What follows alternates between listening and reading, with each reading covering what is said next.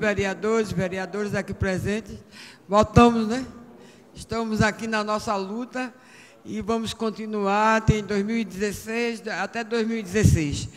Mas ouvindo atentamente aqui os discursos das pessoas, de todos os vereadores, e a gente começa a ver, ontem quando eu falei, querendo que juntos, né, formássemos uma equipe para trabalharmos para o município de Goiânia, às vezes a gente vê como sendo quase um caso impossível, porque não podemos concordar, na verdade, com o que aconteceu e o que está acontecendo no município, nosso município.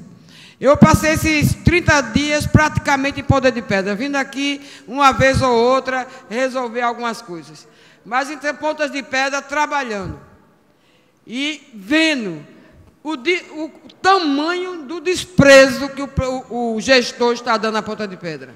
Eu tirei as fotografias, eu acho que está aqui com o Elma, está ali, que eu levei ao Ministério Público, fazendo ciências a todos os órgãos,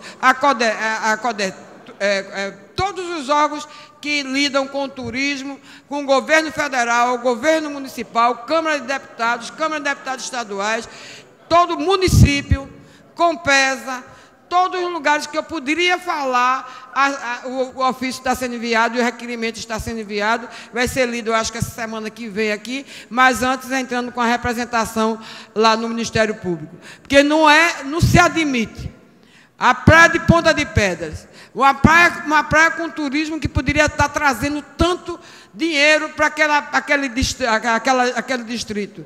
E o que acontece? Afastando os veranistas cada vez mais de Ponta de Pedra. Você poderia ver a grande diferença dos tempos antigos para os tempos de agora. As casas fechadas.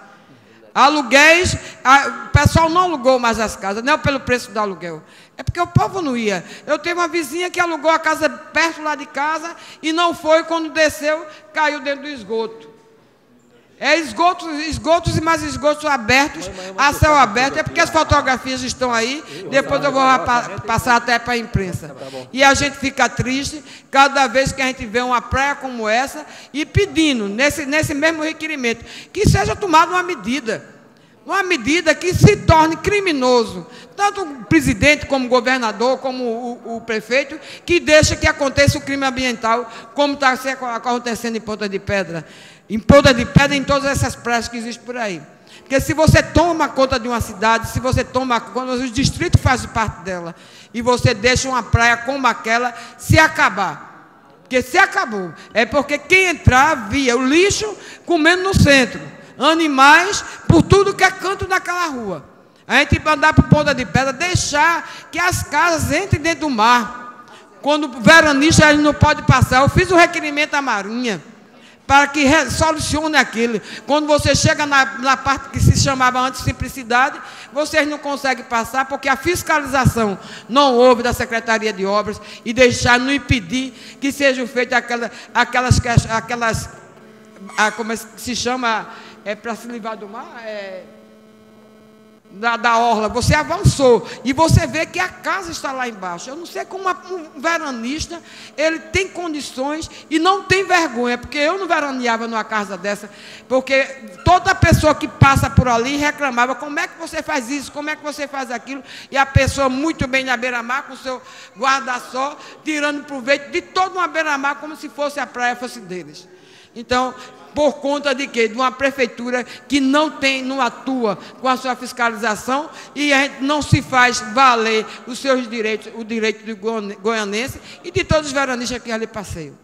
Então a gente vai andando, eu passei esse mês andando, fui nas Malvinas. Chegar nas Malvinas, a praça de 1.800.000 e poucos reais, dinheiro depositado, como se diz, não foi o governo federal, que foi dito aqui antes na tribuna, dizendo que tinha sido porque o governo federal trancou. 1.800.000, a praça pela metade. Entrei, tinha uma pessoa lá dentro, uma pessoa que disse: não, cadê? Disfarçando o tamanho do coisa. Não, vai chegar gente, tá? Então daqui a pouco eu volto.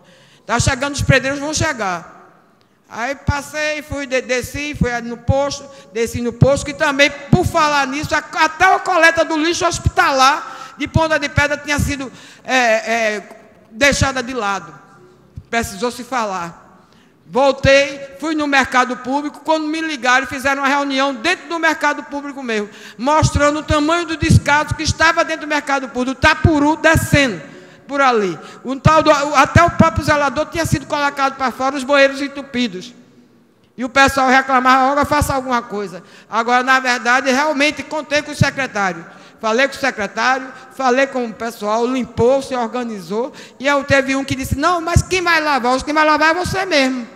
A gente está pagando no lixo uma fortuna dessa. E você querer que a gente vá fazer articulação para vocês? Vocês tiram o lixo e lavam. E organizam.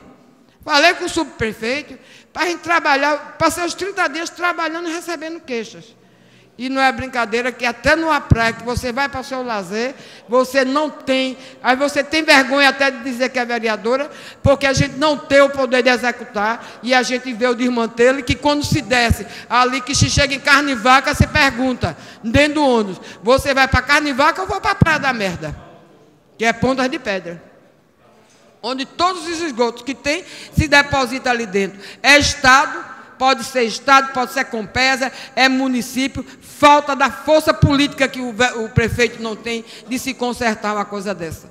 E deixar o caso se passando, e a gente tomando banho numa porcaria daquela que não existe, dá uma qualidade de vida para os praeiros nativos, nem os veranistas aqui de Ponta de Pedra. E a gente vai brigando e pensando direitinho como é que a gente deixa um mês de coisas guardadas, que se a gente for falar aqui, vereador Arnaldo, é muita coisa.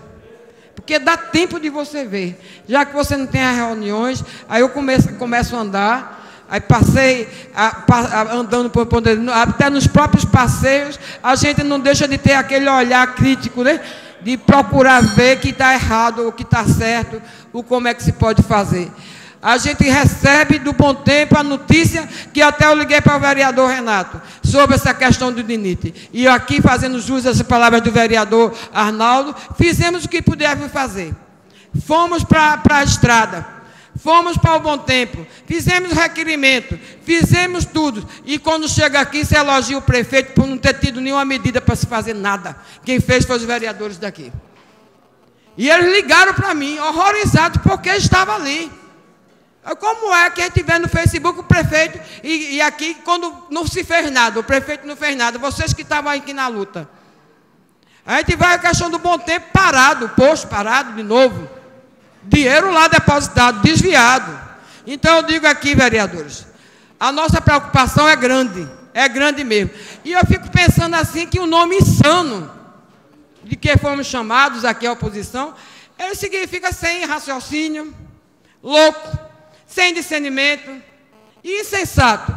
Eu quero saber se levanta alguma pessoa aqui para dizer que somos insensatos, que somos loucos, e que não temos raciocínio nem discernimento. Discernimento é quem não quer ver o que está se mostrando, porque não precisa de Tribunal de Contas, não precisa de Ministério Público para se ver o tamanho do desvio que se tem das coisas de Goiânia. Não se precisa de nada disso, porque na hora que a gente fiscaliza, que esse dinheiro se for bem aplicado, a gente não estava vendo a praia como está vendo, a gente não estava vendo a Goiânia desmantelada e não estava vendo essa falta de um carnaval que está aqui em Goiânia. Quando o prefeito sai e oferece só aos funcionários um Nano Cordel, tocando lá e fazendo palestra cantada de gente que já está recebendo dinheiro, mas se não se preocupa com flanelinha, não se preocupa com os vendedores, não se preocupa com as pessoas que botam suas barraquinhas para ganhar dinheiro no momento de um carnaval, que é o único tanto que eles ganham o seu dinheirinho.